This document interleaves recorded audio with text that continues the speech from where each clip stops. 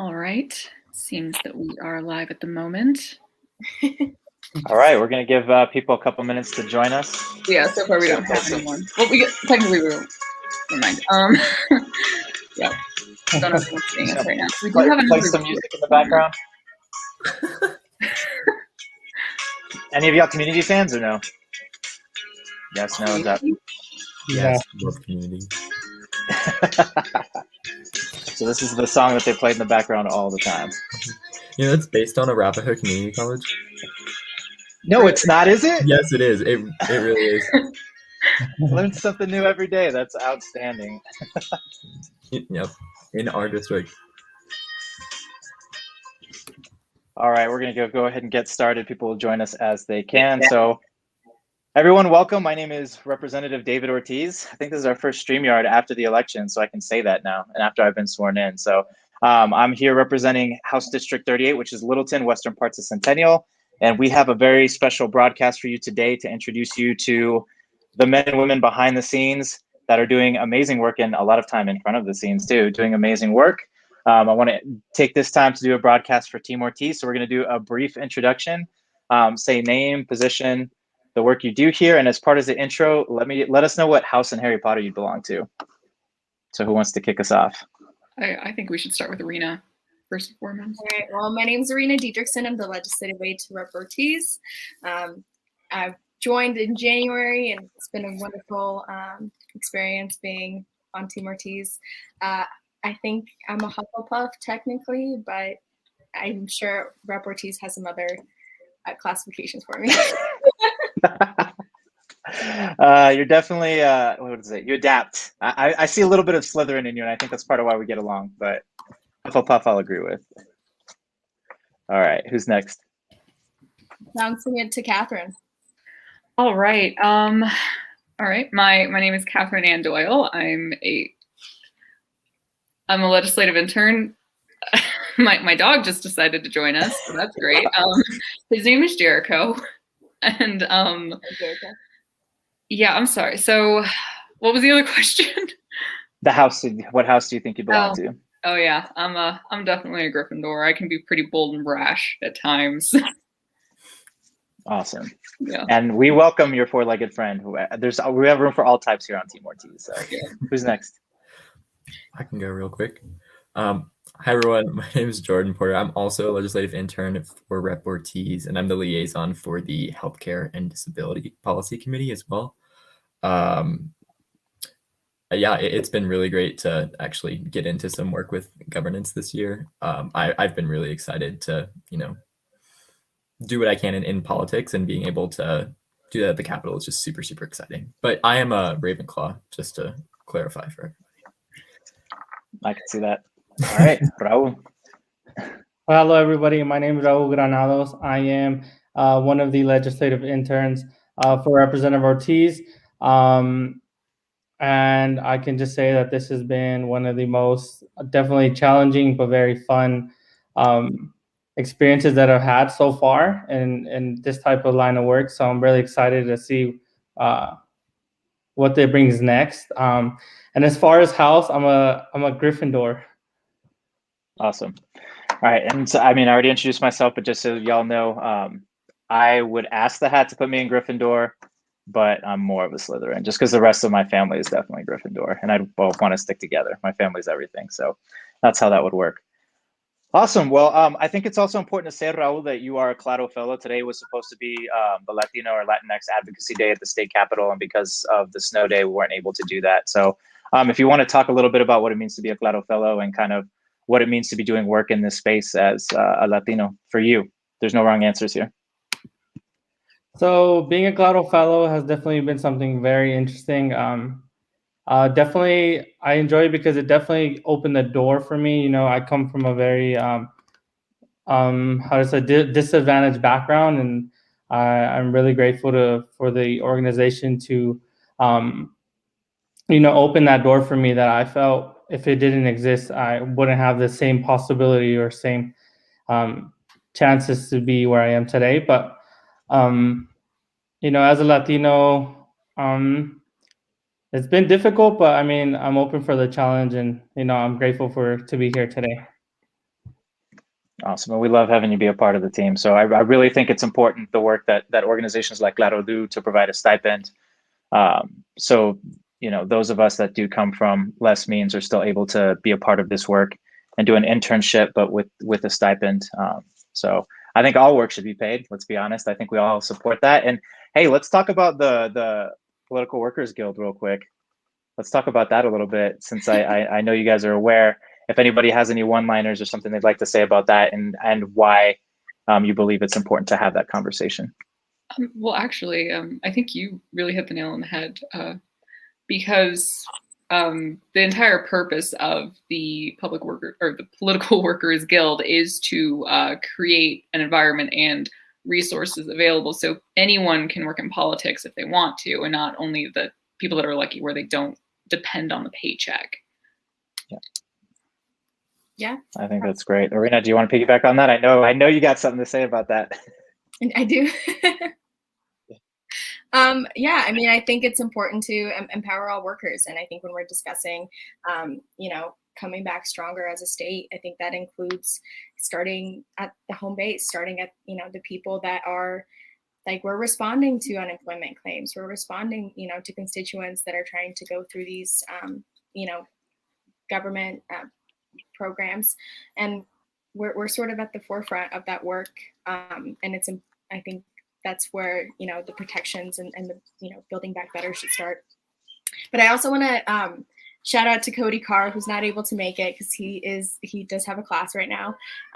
But he's also an intern with the team, and he does great work with the Housing and Economics Committee as well.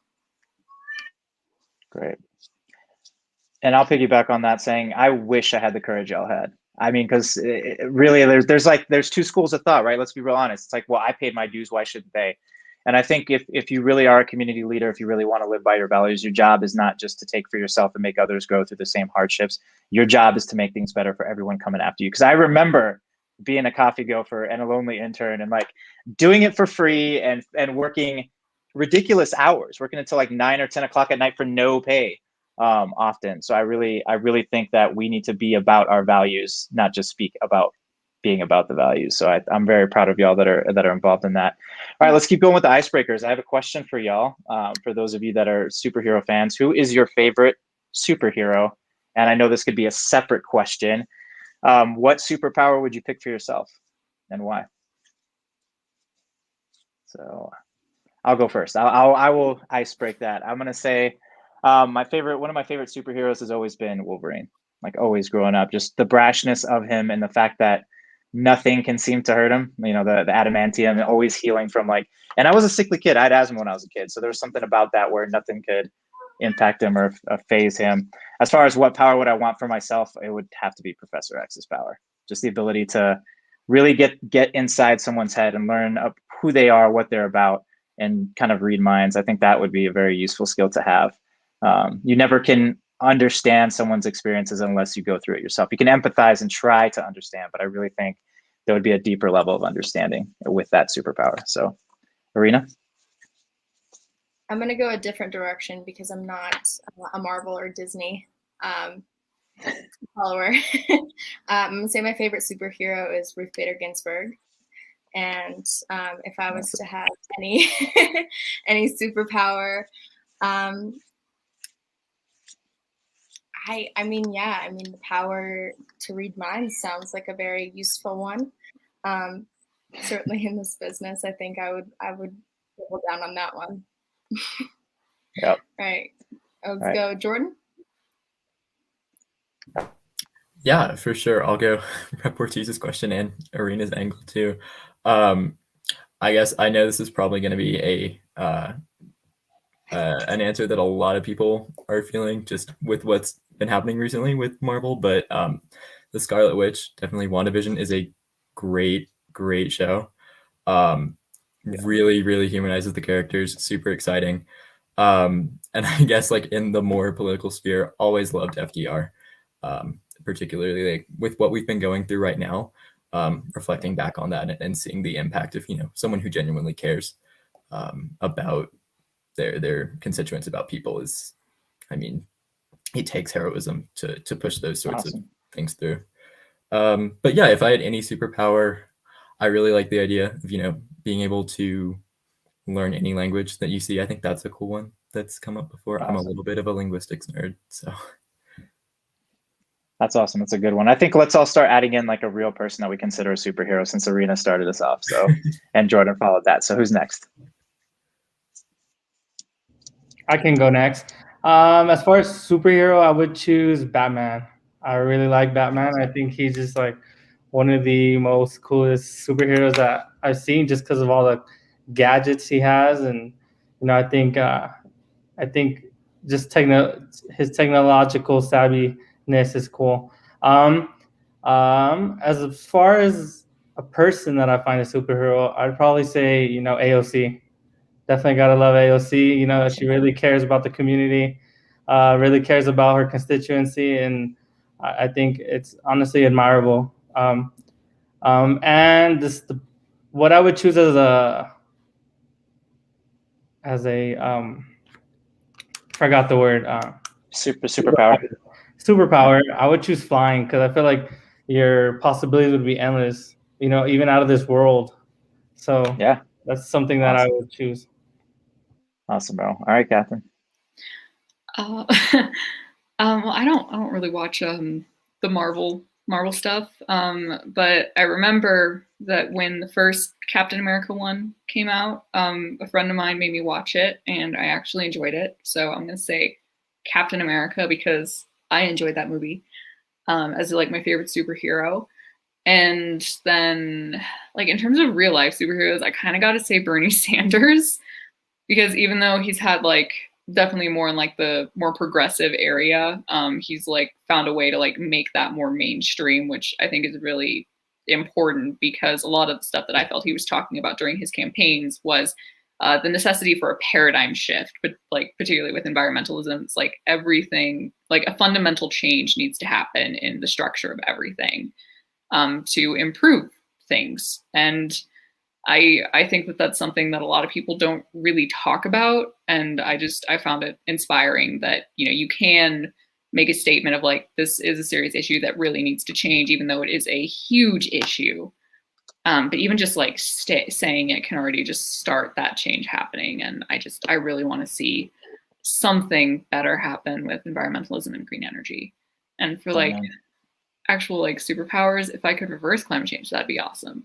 But so you'd want to be Captain Planet. You'd be Captain Planet. Yeah, I'd be like the cool version of Poison Ivy that doesn't do evil things. Poison Ivy's a villain. That better. Yeah, that's a good choice. Okay, yeah. No, she's a villain. She's kind of an anti-hero, but you get to put your own spin on it if that's the power you'd want, and we're fight for the good. I'd say yes, go for it. Yeah.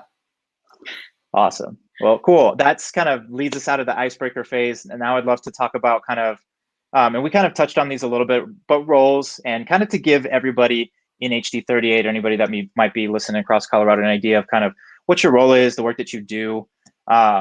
Maybe talk about expectations from reality, and then your favorite part of your job, and kind of any fun stories you might have. So, Arena, do you want to lead us off?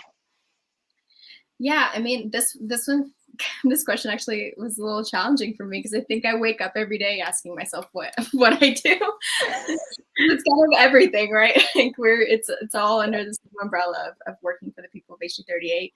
I think generally when I first was, sort of came on, it was setting up the office, right? And setting up and, bringing, on the intern team, the best and most qualified intern team in the entire Colorado legislature. Setting up our systems of organization, how we're going to do things, and, just some guidelines and things of that nature. And then maintaining Rep. Ortiz's schedule. I wrote these down. Maintaining Rep. Ortiz's schedule. So it's like any stakeholders, lobbyists, events, things like that. Managing the social media pages. And a lot of what we do is, Facebook, Twitter, Instagram, just setting up, posts on a day-to-day basis. And that's something that, our entire team works on. And then kind of being a sounding board for Rep. Ortiz, and then special projects and town halls, and coordinating with, the majority office in messaging for specific for specific constituent responses on policy.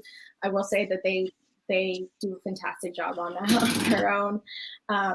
But something that we're doing recently, actually, we're doing this week is the clinic, and that's been something that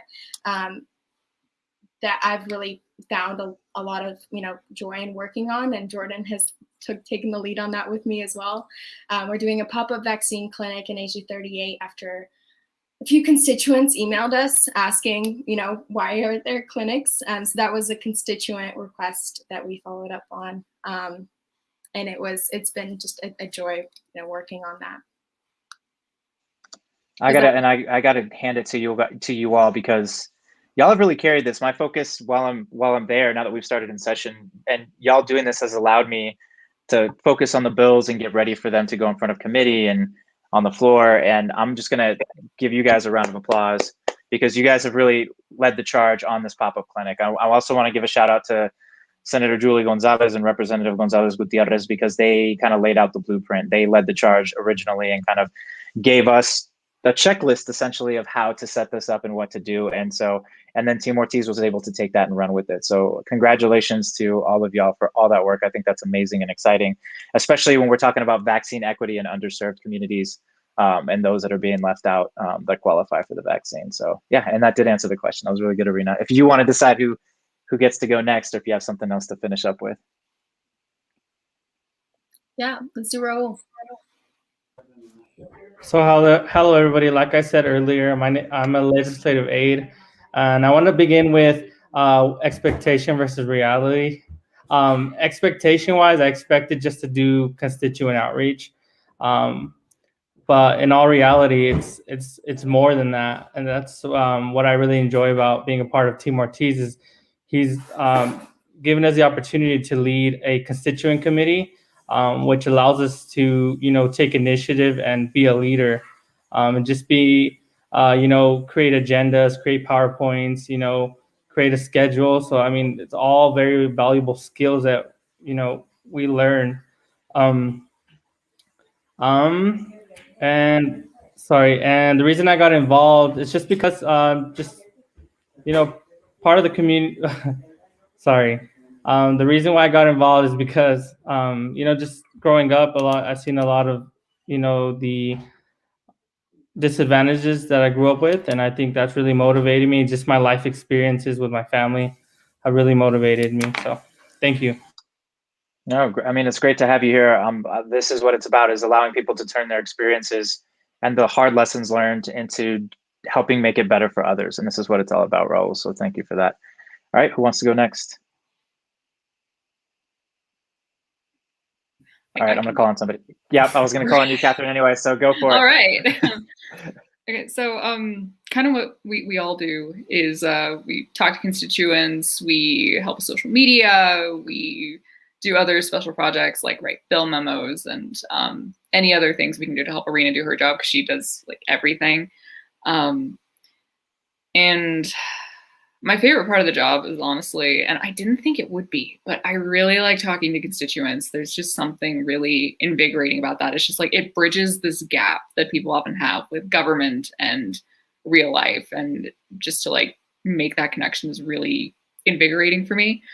And then I also run the Constituent Green Energy and Environmentalism Committee, which is we've got 13 members, and we often have very, very busy conversations throughout when we meet. Right now, we're talking a lot about banning plastics and, well, single-use plastics. There's also some legislation going through that through the channels right now, and we've been looking at how carbon pricing would work with Tabor, and it seems like there's actually some growing demand for something to incite change with how we use carbon or pollute, I should say. Awesome. Yeah, I just love it. And then the expectations, like I expected to be terrified of everything all the time, and I'm not. And it's it's so much fun to just like, if I have a question, I can just ask, and I don't have to immediately come up with 10 different solutions. I can be like, since I'm an intern, so there's still a lot I'm learning, I can just be pointed in a direction, figure out the answer, and then just go through and like do what needs to be done. It's just really awesome to be working in this environment. Awesome, that's great. Jordan, you want to round us out? Yeah, definitely. I mean, I grew up in North Carolina, which it's an incredibly gerrymandered state, and it's a state where legislators do not have to be responsive to their constituents at all. And so really having that background and moving into this position, I think the way that I kind of viewed our office staff and the interns in general is just being that transition from actual policy to constituents and being able to really communicate what's going on and to communicate what people want to reportees. I think what we do is a huge part of good governance. So, just answering emails and that sort of thing it's a huge impact, to be really clear. But yeah, I chair but I'm the liaison for the Healthcare and Disability Policy Committee. So we've been working on all kinds of stuff over the past few weeks, particularly surrounding, the legislature is taking on a lot with healthcare this year, and reportees as well. Things surrounding mental health care or the public option bill in Colorado, and ensuring that people have genuine access to care. I mean, these are policies that affect real people and they have a real impact, and being able to kind of see that human element of things is something that interns and office staff really get to do, because we're thinking about policy in the context of constituents and how to communicate it to them and how to communicate their needs back to reportees. So that's been really exciting. I think it wasn't necessarily what I expected. I was a lot more pessimistic going into the job than I am kind of actually participating in it. But it's been really great to see people excited about government and excited about the legislature. So that's been the best part of my job, I guess. I'm glad we could turn the half glass empty to the glass half full.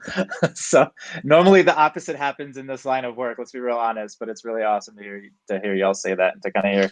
Actually, another highlight for me was, just I thought I'd be terrified all the time, and I'm not.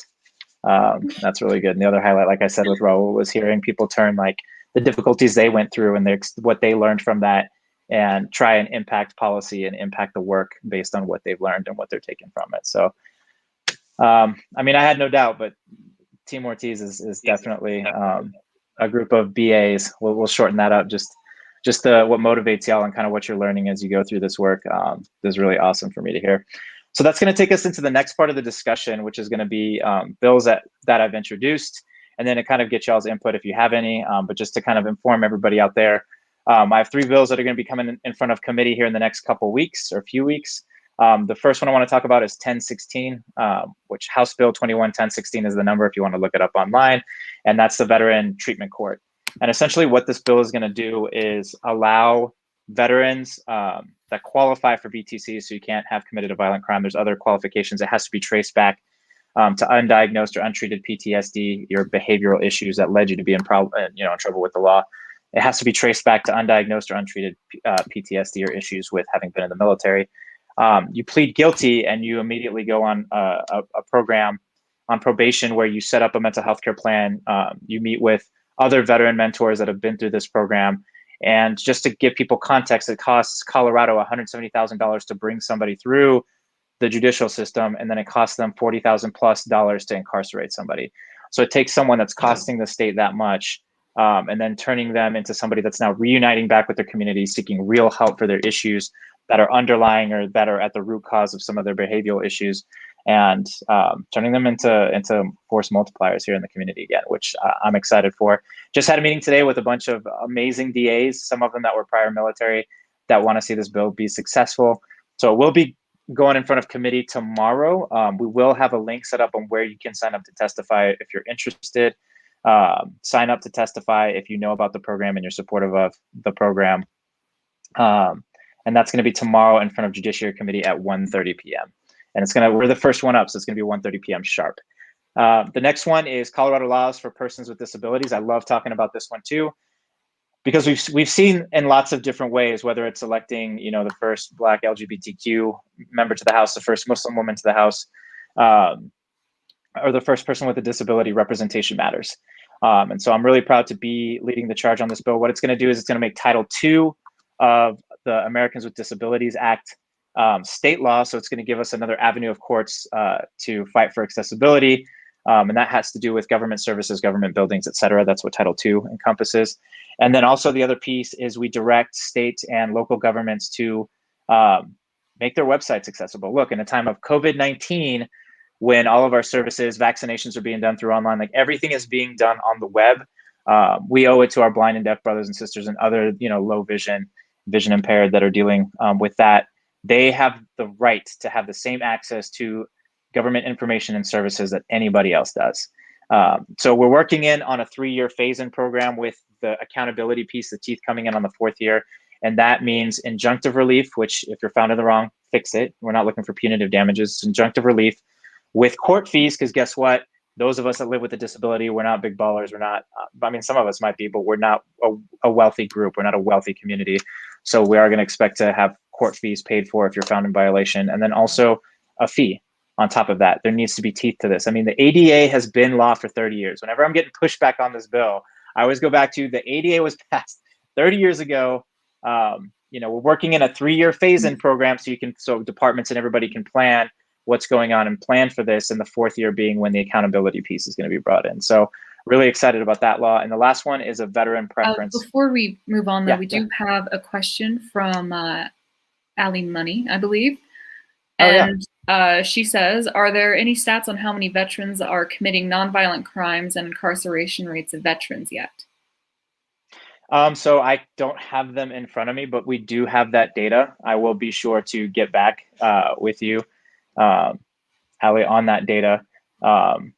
So, I mean, veteran treatment courts exist in 6 jurisdictions out of the 23 plus that we have in Colorado. I think that's more of a function of funding versus need, because it is a highly successful program. I know in different counties, for example, like here in the 18th Judicial District, which encompasses my district, my House district, and part of Arapahoe County, they have room for 50 veterans and they're all full. Whereas like in El Paso County or down south, they have room for 100 and they've not yet met that quota, although, they're over halfway there. So the short answer is I'll get back to you on those specific details. And the long answer is there's definite need, and just the work that I've been doing and advocating for VTCs shows that there is a need. Great. Oops. Appreciate that. So moving on to veterans and transition preference hiring. So this is a bill that means a lot to my heart, just because I went through a difficult transition. I was a hard charging combat aviator running 5-minute miles to barely surviving, almost dying 3 different times and not being able to sit up in bed under my own power, and then being transitioned out of the military and having to find a new career and a new path in life, essentially. And central to that is finding a new purpose. For me, I knew it was finding a new purpose, a new mission, started advocating and lobbying for veterans, and then eventually got elected. And I know that's at the heart of every successful transition story for military service members that are transitioning out of military service into the civilian world. And what this law will do, it's separate from the previous iterations, because there's other representatives that try to bring forward different versions of this law. And the different version, it was just a blanket hiring. For if you have any veteran status, then it allows businesses to preference hire you. The data shows that that's not really a need. I'm going to be very frank. Actually, pre-9/11 veterans, on average, have a lower unemployment rate than the national average.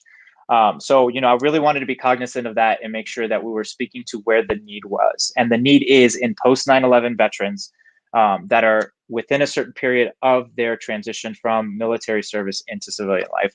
We actually have a higher unemployment rate to the tune of 2 to 4% on average during a recession, though, much like, and let's talk about the groups that a recession impacts the most. Those that are recently graduated from college are always impacted the most when we go into an economic recession. Men and women of color, that's another group that's impacted. But service members that are within a certain period of time also fall into that. Over the summer, we actually had as high of an unemployment rate as the Latino community because of what was going on through a COVID-19 recession. And here's another piece of information too, is if you have a man or woman of color that's in a combat arms role, so that means like infantry, cavalry, so combat arms role, they have a more difficult time than their peer of color from the civilian world in getting a job. So the data that I've been digging through shows that this is a need, and this country has benefited from, I put that in quotes because no combat, no conflict, no war is ever a benefit. But the fact that we have an all volunteer army or military is one that has made us a more effective and more efficient, more deadly fighting force. Not to mention that the draft was inherently biased. I'm trying to not use racist, let's just use that word, but it was inherently biased. I mean, if you look at draft boards across the country for World War II, I think out of all of the members of draft boards in different states, there were only 5 members from the community of color. 5. And who do you think? I mean, we have Cadet Bone Spurs, among others, as who was getting out of the draft. Really can be really honest about that. It was people of means and people of privilege that were able to get out of the draft. So we have to protect the fact that we have an all-volunteer military, professional military. It's made us more effective, efficient. But there are certain hurdles that veterans in transition have when they're getting out of the military. And I know that a key to transition is making sure you find good employment, meaningful employment at a livable wage. And that's what this bill is going to do. It's going to allow veterans that are within a certain period of transition, it's going to allow businesses to preference hiring them. It's not a mandate. It's not a requirement. If all things are equal with education and training, and you have a veteran and a non-veteran, it will allow the business to preference hire a veteran. So I know this is a need, and we in the civilian world need to understand that it's our job to make sure that service members are transitioning out. It's the military's job to fight and win our wars. They do a little bit on the back end to make sure veterans are transitioning out successfully. But since we have not had to pay a special tax, since we don't have to endure a draft, I mean, since we don't have to ration, and we have endured decades of conflict without having to do that, we as civilians owe it to our military service members to make sure that they're set up for success.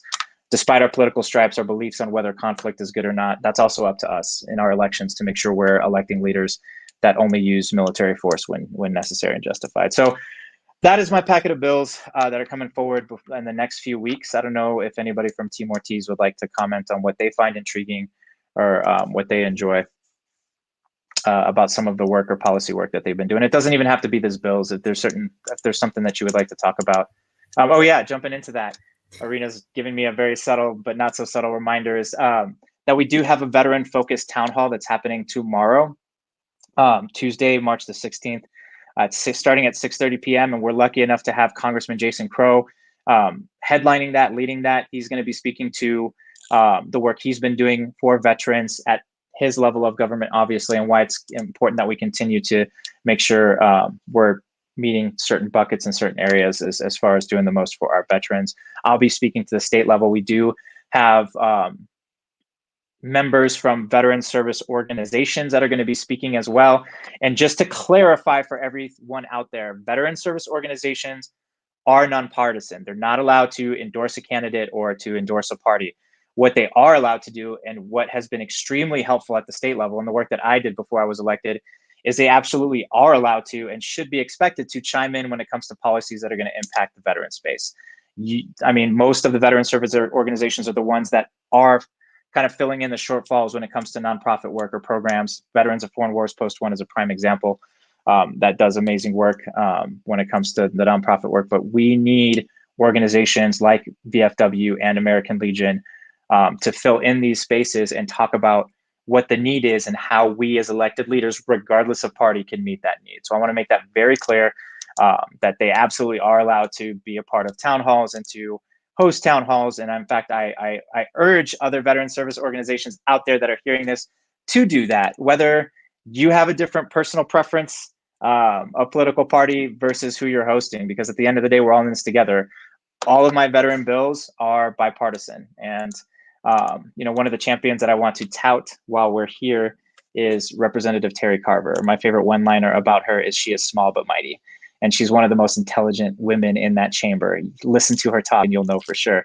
We don't always agree on everything, but we do agree on a lot of veterans bills and we do work together a lot.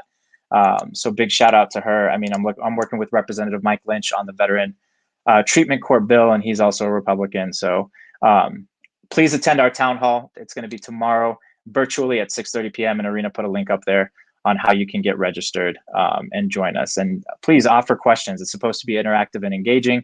So please come prepared to ask your questions. Great. So this time I'll open it up after that very subtle hint from Arena, from anybody on the team that wants to talk a little bit more about either the work they've been doing on the policy committees or the work that they've seen in some of the bills that are being brought forward and kind of what's interested y'all the most.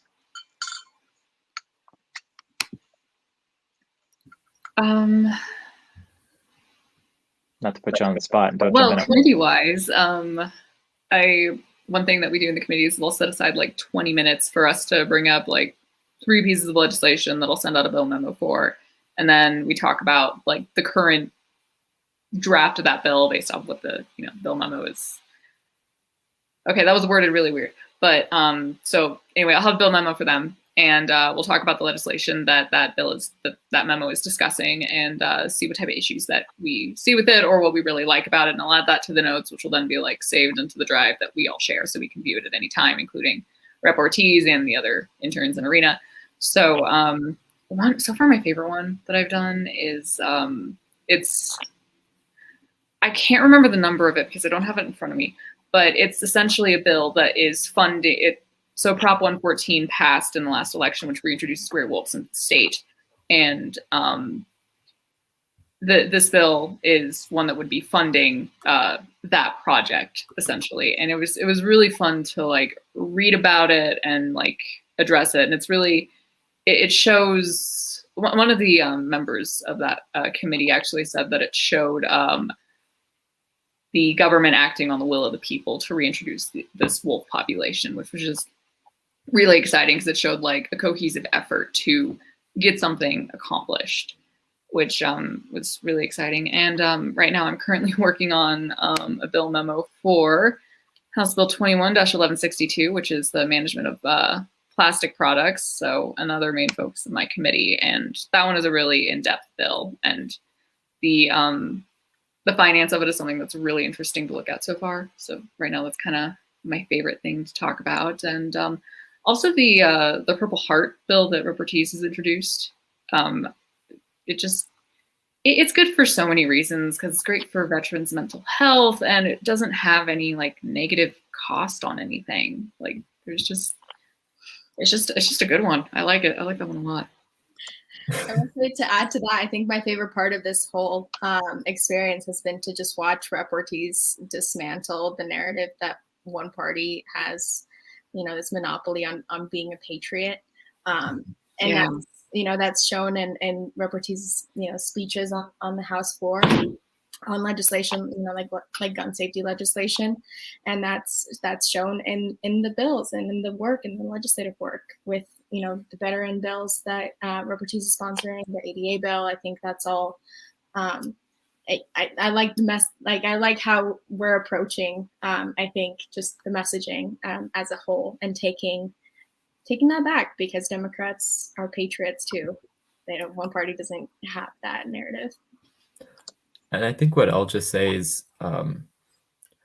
all of what we've kind of tackled with policy and all of what this office has tried to do really shows the importance of having someone in office that understands what's going on. Because I think a lot of these bills, they might seem a little esoteric or just not like big pieces of legislation. They might seem like settled issues to some people, but if you're talking about something like Colorado laws for persons with disabilities, I mean, the ADA was passed 31 years ago, and legislation like MAPIA, which addresses mental health parity, was passed years ago. These are big bills that purportedly help everyday people in states, but they haven't actually built systems that work to serve every person. And so that's what a lot of this legislation that's being put forward this year does.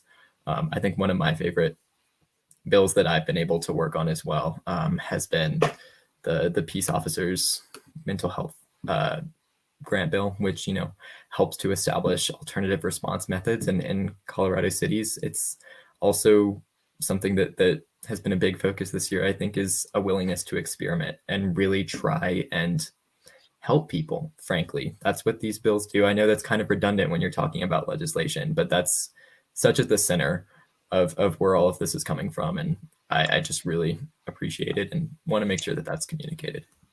I got to piggyback that on that too, because that bill in particular needed some extra stakeholding work, and I really got to hand it to the bill sponsors.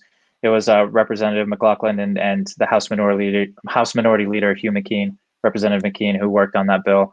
And I knew that it ended up in the best place possible when you had a representative from Eastern Colorado saying this bill is going to do amazing things for my community, and the representative from Aurora saying that this bill is going to do amazing things for my community. and then both of them vote yes on it. And that's exactly what legislating is supposed to be about, is both sides coming together and working with stakeholders and answering to problems that people see in the bill and turning them into solutions and strengths. And so just shout out to both of those representatives for that bill, since you called it out by name. And I got to go back to the plastics bill. Is that Rep Alex Valdez's and Lisa Cutter's bill? Because I want to give shout outs to them too. Yeah. Senator Gonzalez is the prime sponsor. Of course. Of course. I mean, she is just one of our Adelitas. Like, she's awesome. She's definitely a warrior for us. So just shouts out to them too. But yeah, that's great. That's great to hear. All right. Any other pieces of legislation that y'all are excited to work on? I think at the heart of this, what I hear a lot of y'all saying is part of what you appreciate about this office is, yes, there's day-to-day stuff that we're all expected to do, which some of it has been turned into things you enjoy, like constituent outreach, for example, but that y'all have the freedom and the kind of are trusted with the responsibility to do more if you have the time to do more. And that's really an important piece for me, because when I look at all of y'all, I see the future leaders of the state, of the city, of whatever organizations you end up working for. And if we're not planting the seeds for the future and making sure that that the next generation is doing better than us, then we're not doing our job. Like I said, I wish I had that courage to start a political workers guild back when I was a lowly intern and was working until 10 p.m. and doing what I needed to do. So.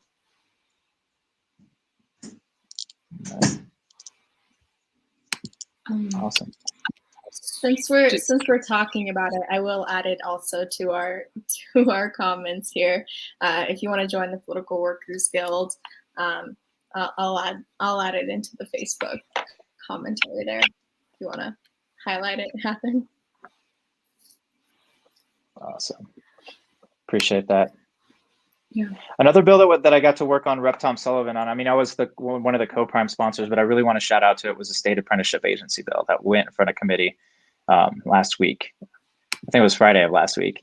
And just shout out to him, because he is a very passionate and fierce advocate for the things he cares about. And we all know that, you know, gun safety is one of it, but also working for working class families or working families here in Colorado. And I learned so much in being with him on that bill.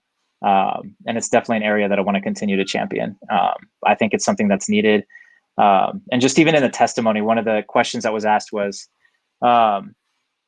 how many individuals have you brought through your program? And one of the individuals one of the testifiers was like, I don't know, I wish I would have kept better track.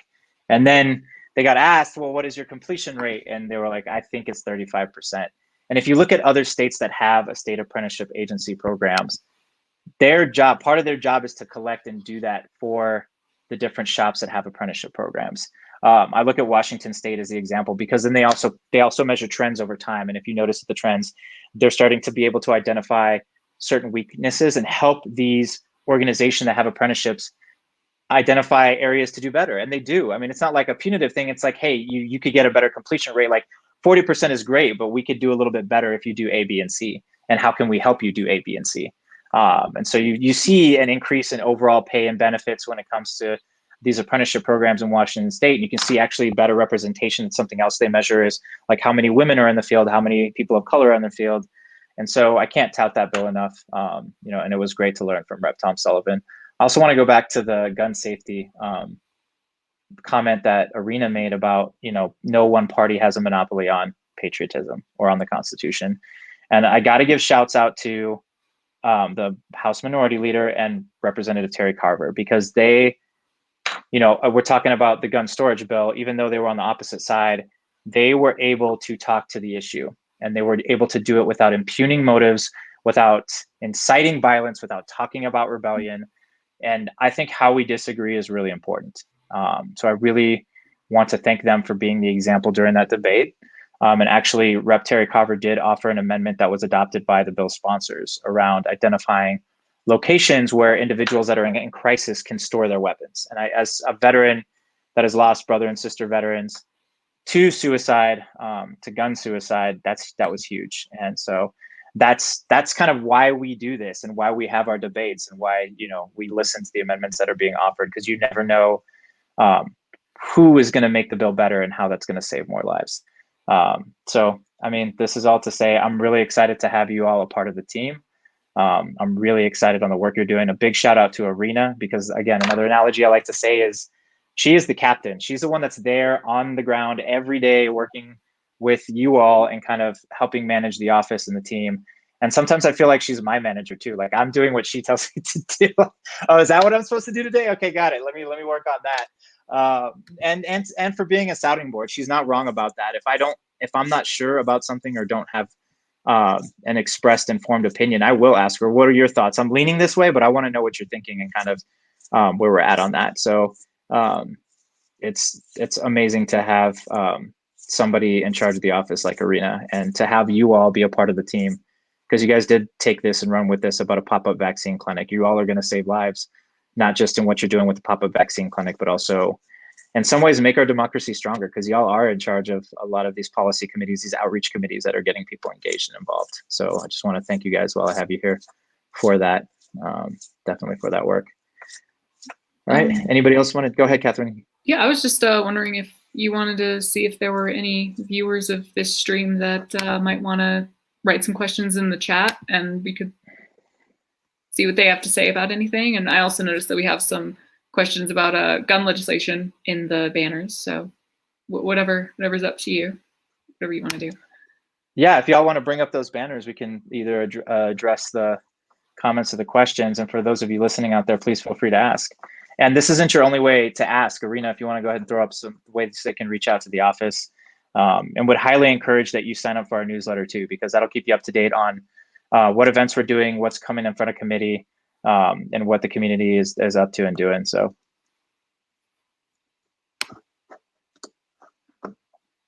Okay. So. Oh, that was from an old one. All right. Oh, okay. So no. That's. I mean, we can still turn that into a question. So why do elections matter, especially when it comes to issues like gun safety? And I forget which one of Team Ortiz said it, but it's representation matters, and electing individuals. Awesome. Thanks, Beth. But electing individuals that champion the values that you care about, and don't just champion them, but live them, is critical. That's how you make policy change. And that's how you fight for effective, impactful legislation. So I think elections are one of the most important things that we do in this country. It's what defines our constitutional democratic republic. And look, I mean, it was teams like this that helped get me here.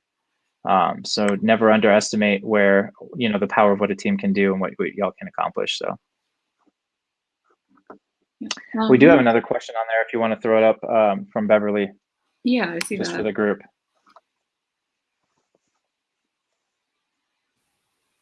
No, okay, no. So go ahead. Oh. Go ahead, Rena. I was gonna say, not at all. I'm not sure, Beverly, if you are able to vaccinate, but if you would like to be a vaccinator, you're more than welcome to reach out to me, rep.ortiz.aid@gmail.com. I think you have my number actually. So you're more than welcome to reach out there. And then if you want to volunteer for day off to take and screen calls, that's also an option. You can reach out to me as well. Outstanding. And she mentioned the medical reserve corps. So like what calls attention in my mind is a bill that Rep Mullica and Dr. Representative, I love calling her that, Dr. Representative Yadira Caravello, led the charge on, was creating a medical reserve corps, not associated with the military, a civilian medical reserve corps that could be called up to action if we ever have a situation with a once in a century pandemic, or a bioterror attack would be another, God forbid. Like these are what they're looking to create this to exist for.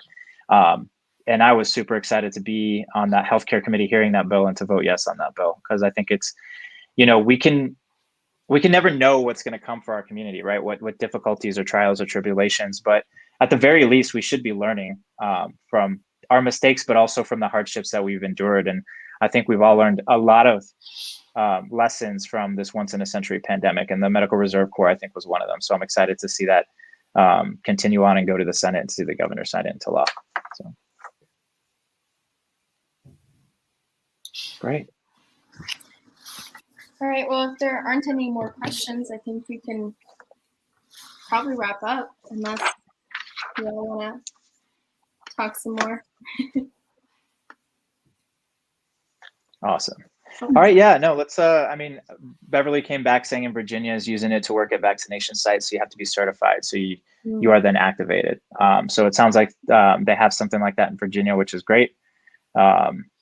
And you do have to be certified to vaccinate or be involved in pop-up clinics as well.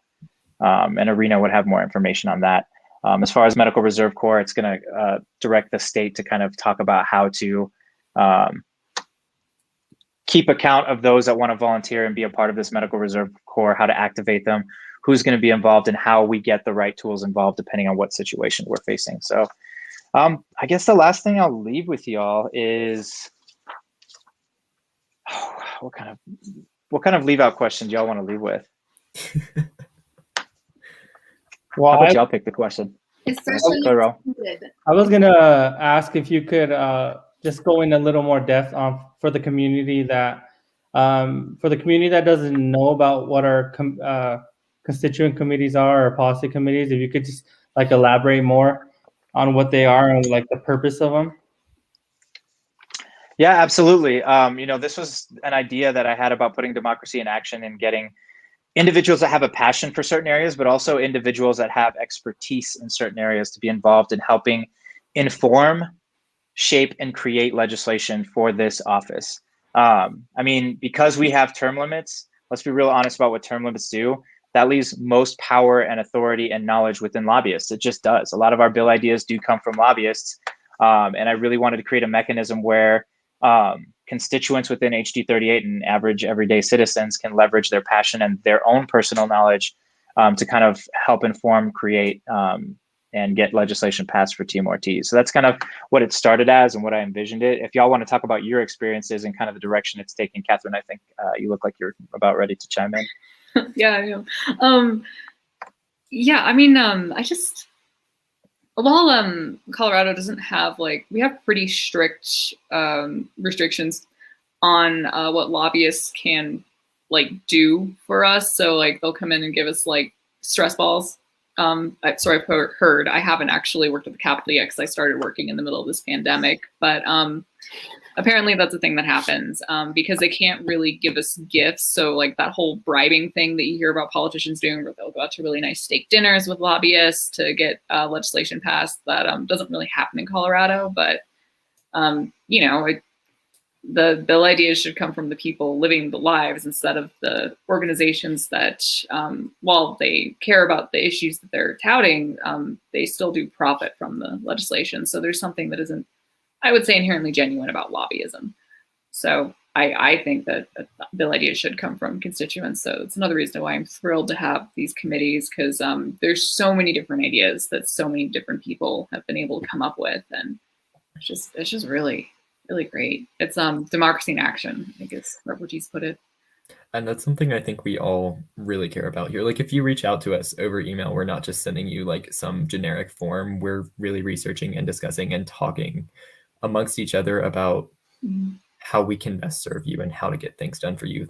Rep. Ortiz and like Irina said, the vaccination clinic came from constituents trying to find places to find the vaccine.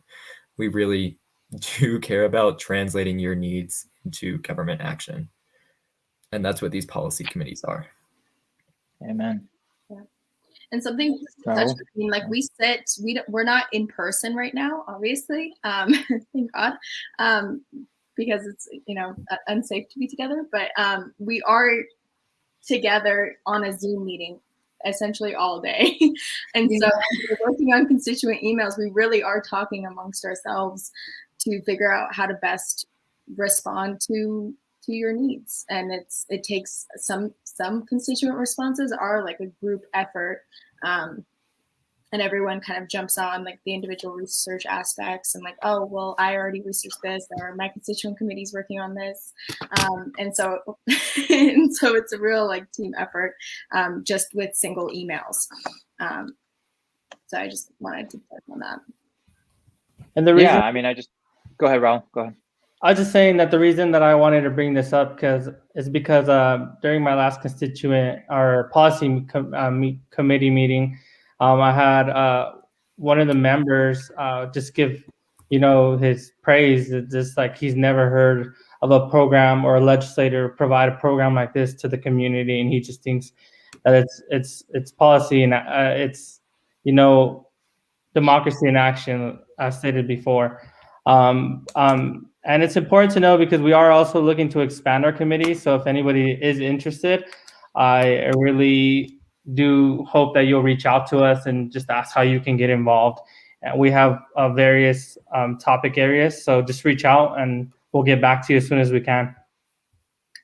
Yes, and go to the website on the from the House floor section. David Ortiz. Awesome. Well, I really appreciate you guys kind of calling more attention to the Policy Outreach Committee, because that is kind of the heart of democracy in action. And like, we are a government, and whenever some people set up the government as something separate from themselves, I really have a hard time with that. Because I've been in a few different countries. I mean, my family migrated, my mom's side, from Mexico, and traveled in Central and South America, and then being in combat in Afghanistan. Like, our country is not perfect. I don't think anybody's going to claim any place is perfect, but we have the real opportunity to turn our ideas and our passions and our action into real change for this community. And that's what a government of and by and for the people is about. That doesn't mean you're always going to get everything your way either. Like, there's this idea that if it doesn't go exactly how I want to, or I don't get everything my way, then it's not working for me. That's not what this system was set up as. What it's forcing us to do is to have a discussion, try and understand each other. It should be forcing us to try and understand each other, empathize with each other's needs, and create a solution that most of us will be a little bit happy with, but that most of us might also not be completely happy with. That's what it's about, whether we like it or not. But the experiment only works better when you're involved, whether you're making sure that you're going out and voting every chance that you can get, or being involved in policy outreach committees like this, or involved with HD 38 Democrats, or with CERC or other organizations like GLADO or other organizations that are impacting the community. That's how you make change. So I appreciate y'all calling attention to that. Well, we're coming up on 3 minutes. So do you guys have any parting one-liner words or one-liner phrases that you'd like to leave the constituents with HD 38 with? We also offer I just wanted to mention that we also offer the newsletter in Spanish now. So if you know anybody that's interested, please have them subscribe to the Spanish version. It is available at the same time as the English version. Yep, and we provide resources on that link to Spanish resources. You're not going to English ones. It's all in language if that's a need for people. Awesome. Thanks for calling attention to that, y'all. All right, Irina, you want to...